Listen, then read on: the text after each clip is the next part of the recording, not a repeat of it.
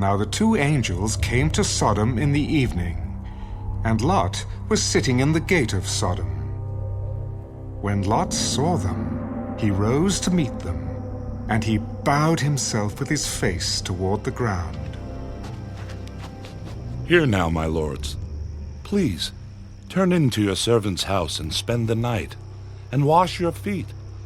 Then you may rise early and go on your way. No, but we will spend the night in the open square. But he insisted strongly. So they turned into him and entered his house. Then he made them a feast and baked unleavened bread, and they ate. Now before they lay down, the men of the city, the men of Sodom, both old and young, all the people from every quarter, surrounded the house, and they called to Lot. Where are the men who came to you tonight? Bring them out to us, that we may know them carnally. So Lot went out to them through the doorway, shut the door behind him, and said, Please, my brethren, do not do so wickedly. See now, I have two daughters who have not known a man. Please, let me bring them out to you, and you may do to them as you wish. Only do nothing to these men, since this is the reason they have come under the shadow of my roof. Stand back! This one came in to stay here, and he keeps acting as a judge. Now we will deal worse with you than with them.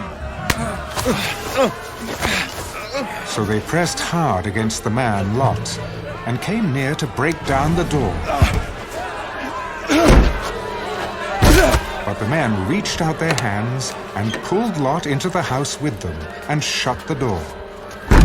And they struck the men who were at the doorway of the house with blindness, both small and great, so that they became weary trying to find the door. Then the men said to Lot, Have you anyone else here? Son-in-law, your sons, your daughters, and whomever you have in the city. Take them out of this place, for we will destroy this place, because the outcry against them has grown great before the face of the Lord, and the Lord has sent us to destroy it. So Lot went out and spoke to his sons-in-law, who had married his daughters. Get up! Get out of this place! For the Lord will destroy this city! But to his sons-in-law he seemed to be joking. When the morning dawned, the angels urged Lot to hurry. Arise, take your wife and your two daughters who are here, lest you be consumed in the punishment of the city. And while he lingered, the men took hold of his hand, his wife's hand, and the hands of his two daughters, the Lord being merciful to him, and they brought him out and set him outside the city. So it came to pass, when they had brought them outside, that he said, Escape for your life. Do not look behind you, nor stay anywhere in the plain.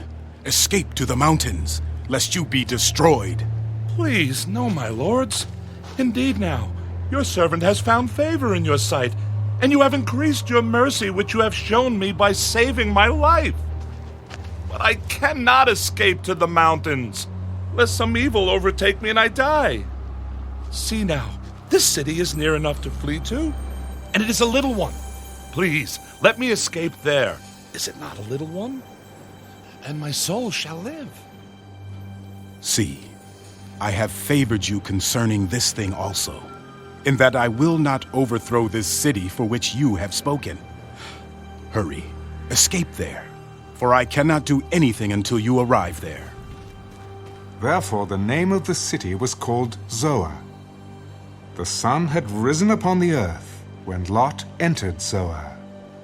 Then the Lord rained brimstone and fire on Sodom and Gomorrah from the Lord out of the heavens. So he overthrew those cities, all the plain, all the inhabitants of the cities, and what grew on the ground.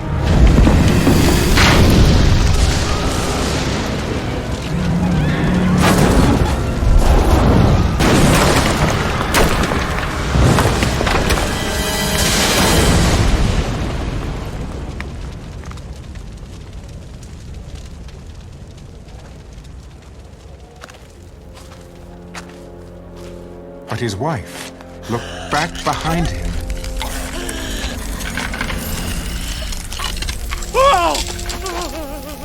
And she became a pillar of salt.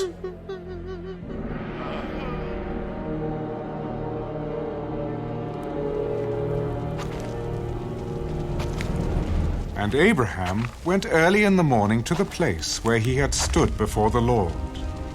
Then he looked towards Sodom and Gomorrah, and toward all the land of the plain, and he saw, and behold, the smoke of the land, which went up like the smoke of a furnace. And it came to pass, when God destroyed the cities of the plain, that God remembered Abraham, and sent Lot out of the midst of the overthrow, when he overthrew the cities in which Lot had dwelt. Then Lot went up out of Zoar, and dwelt in the mountains, and his 2 daughters were with him, for he was afraid to dwell in Zoar. And he and his 2 daughters dwelt in a cave. Now the firstborn said to the younger, Our father is old, and there is no man on the earth to come into us, as is the custom of all the earth. Come, let us make our father drink wine, and we will lie with him, that we may preserve the lineage of our father. So they made their father drink wine that night. And the firstborn went in and lay with her father.